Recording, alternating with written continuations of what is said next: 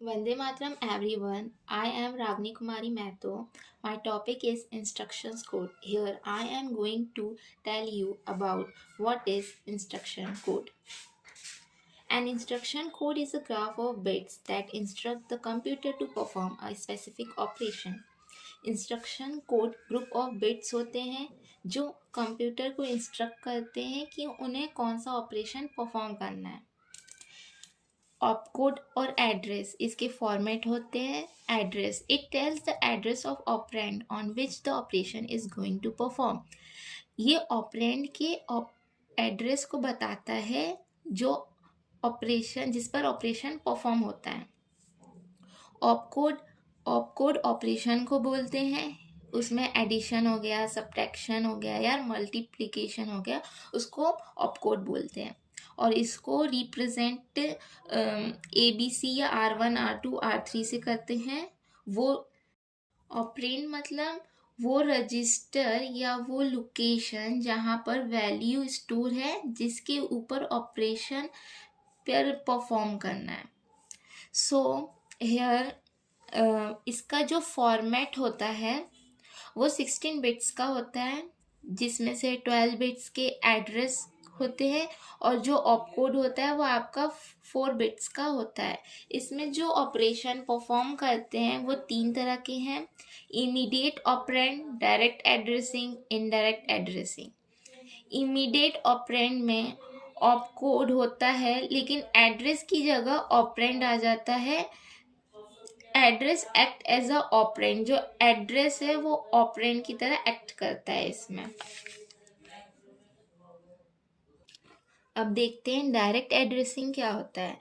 इसमें जैसे कि ये कोई ऑपरेशन है, इसका एड्रेस 22 है, जिसमें से 400 का जो एड्रेस हम जाएंगे 400 के एड्रेस के पास, तो वहाँ पे हमें ऑपरेंड मिलेगा। जो 400 है उसको इफ़ेक्टिव एड्रेस बोलते हैं। इसमें डायरेक्ट कोड में जैसे कि ये कोई ऑपरेशन दिया है जिसका एड्रेस 22 है और हमें 400 का ऑपरेंड चाहिए, लेकिन 400 के एड्रेस पर जब हम जाएंगे तब हमें अपना ऑपरेंड मिलेगा। जो 400 है उसको इफ़ेक्टिव एड्रेस बोलते हैं। इसका जो फॉर्मेट होता है वो ऑपकोड और एड्रेस होता है। देन जो डायरेक्ट एड्रेसिंग है वो 0 बिट से स्टार्ट होता है और इनडायरेक्टिंग एड्रेस में ये 1 बिट से स्टार्ट होता है। इसका एड्रेस 35 है। अब हमें 300 का एड्रेस पता करना है, तो हम 300 के एड्रेस पर जाएंगे, वहाँ पर भी हमको एक एड्रेस मिलेगा, तो हम उस एड्रेस के पास भी जाएंगे तब जाके हमारा ऑपरेंड मिलता है। और जो 1000 है उसको इफ़ेक्टिव एड्रेस बोलते हैं। Types of computer language: machine language, assembly language, high level language. Machine language.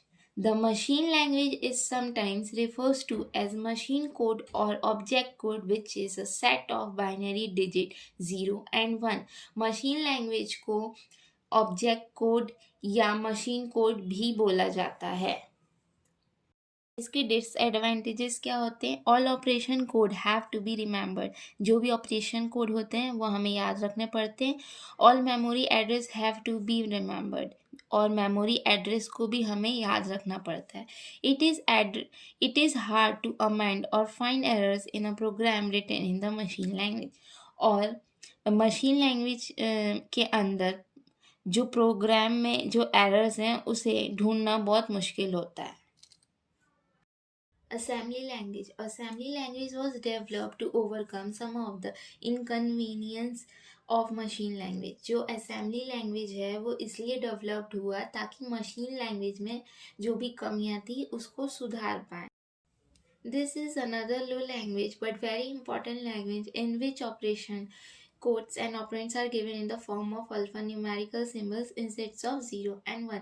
ये दूसरी लो लेवल लैंग्वेज है लेकिन बहुत ज़रूरी लैंग्वेज है। इसमें जो ऑपरेशंस कोड या ऑपरेंड होते हैं वो अल्फ़ा न्यूमेरिकल के फॉर्म में दिए जाते हैं instead of 0 and 1. These alphanumerical symbols are known as mnemonic codes and can combine in a maximum of 5 letter combinations. इस अल्फान्यूमेरिकल कोड को mnemonic कोड्स भी बोलते हैं। ये 5 लेटर के कॉम्बिनेशन में होता है। जैसे कि अगर एडिशन लिखना है तो ऐड लिखेंगे, सब्सट्रैक्शन लिखना है तो SUB लिखेंगे, start label etcetera. Because of this type of future language, it is also called symbolic programming language. इस फीचर्स की वजह से इसको symbolic programming language भी बोला जाता है। Mostly assembly language is used to help in compiler orientations.